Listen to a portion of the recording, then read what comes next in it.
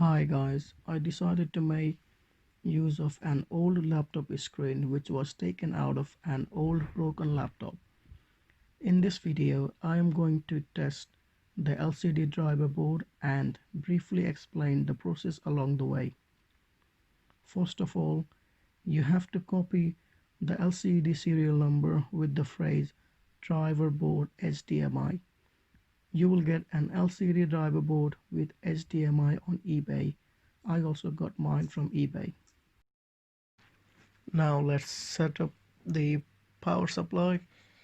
I got the DC power supply and just connected both of the negative and the positive leads. So the voltage is around 12. Let's lower the voltage to a safe level. So I will say around 5 volts for, and oh yeah, that's 5 volts. If I connect these two clips, I can adjust the current level. Um, so the recommended current for the driver board is 3 amps. So if I just set it to 3 amps, it will be okay. Okay, let's see what we got inside the box. We got two different circuit boards, and I think this one is the main driver board which we connect the LCD to, I think. Okay, let me put the box aside so I will have a more space.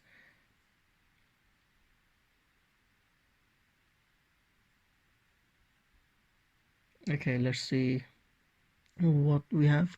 It looks like the LCD connector itself, and so this one I think is the control circuit for the LCD. So I think if you can see it or not, it says menu, down, up, enter, and power. So let me focus the camera so you can see it clearly. Okay, I think you can see it now, and we got the different ports here. So basically from the left we have the headphone jack, PC audio, VGA port, DVI port. We got HDMI in and DC power supply. So we need 12 volts. Now so that's basically the main driver board, and I'm gonna put the driver board on the side so we can work on how we're gonna power this thing. So I do have this DC power supply. Basically so that's a DC jack, and so just wanted to show you this. So on this one I can change the voltage level. So the maximum current that it can supply is 1 amp. So I have 12 volts at 1 amps adjusted right now. So but I'm not going to use the power supply. I'm going to use the lap band's power supply. So I can take this one out, and just to show you, so it does have two connection points, so you have to connect the negative and the positive on either end, so you need to check that first. So you see these two are a bit quite close to each other, so it's really hard for me to connect anything to it now. So I'm gonna use the box as a support for now. And so let me grab the power leads, and these two are a bit close, so I need to make a bit space. So I will do that off camera. Now I'm gonna show you. So yep, so you can see there is some space to work on now. So if I connect the positive and the negative clips, I just need to be careful I don't short anything. Yep, so if I put that on the top of the box, so and let me grab the multimeter so I can check if the voltage in the DC jack is the same that I'm getting from the power supply. So and so just so the multimeter, so to measure the voltage, so if you connect the power lead which says voltage, ohms and milliamps, so it's basically if you need to measure voltage, resistance and the current in milliamps, so you have to connect the red wire over there, and the black one it goes to com, so it's the common in for if you want to measure high amps or the low amps, so you just basically connect the black one in the comms. Okay, so I should be getting uh, positive 5 volts. If I get the negative 5 volts, so let me just place that there, and let's see.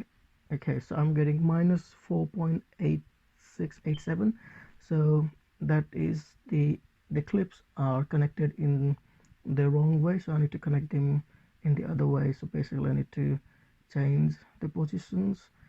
So if I connect those two in the different way than the previous that I've done, so I should be getting around 5 volts. Okay, so I'm getting 5.04, so that's basically I'll say 5 volts, because the multimeter is that is not that accurate. So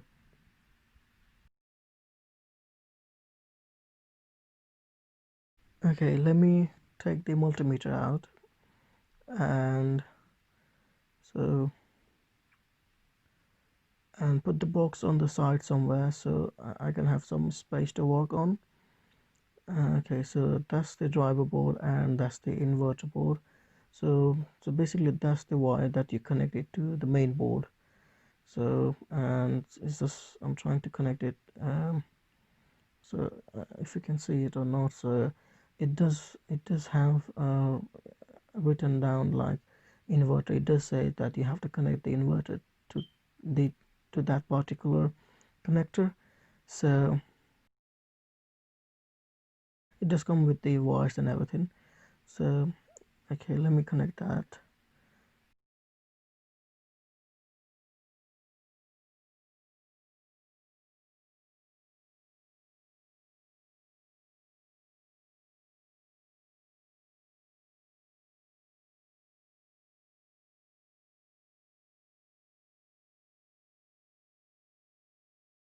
And that's everything. So not everything connected, that's basically the inverter connected to the main board. So now let's connect everything together. So I'm taking the inverter board and connecting it to the LCD panel. So there is some wire at the bottom of the LCD to connect it to the inverter board.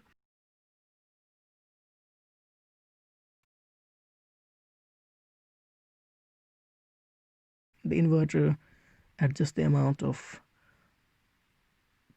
power going into the LED panel as a backlight. And now let's connect LCD to the main board.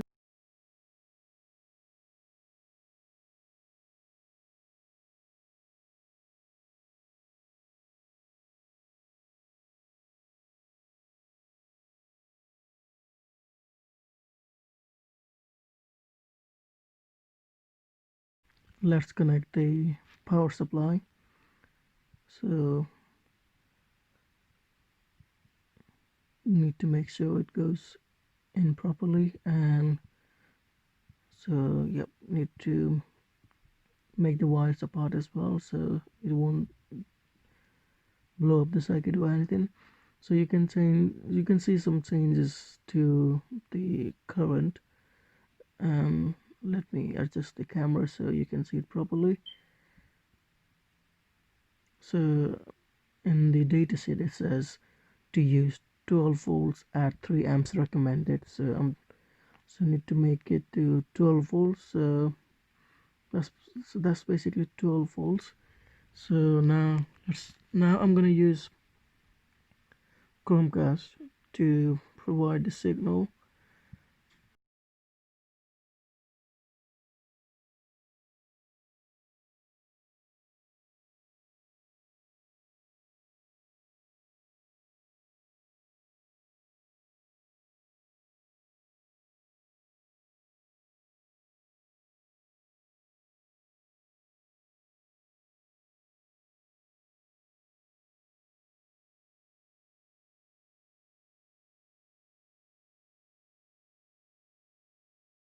I need to connect the HDMI properly, so need to make sure that it goes in. So there's some trouble with the wires because there are too many wires here now. So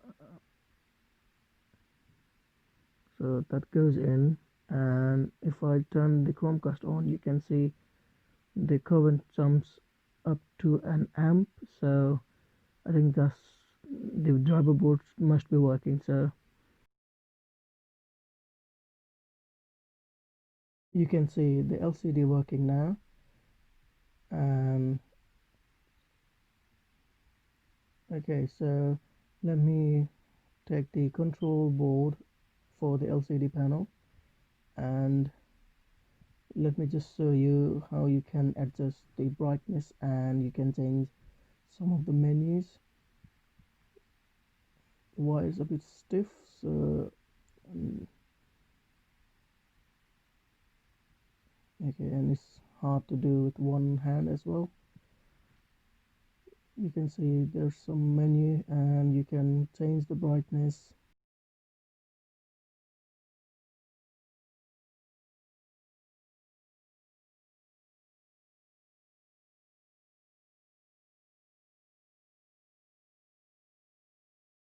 If you love the video, please do like it and subscribe to the channel if you want. Thank you.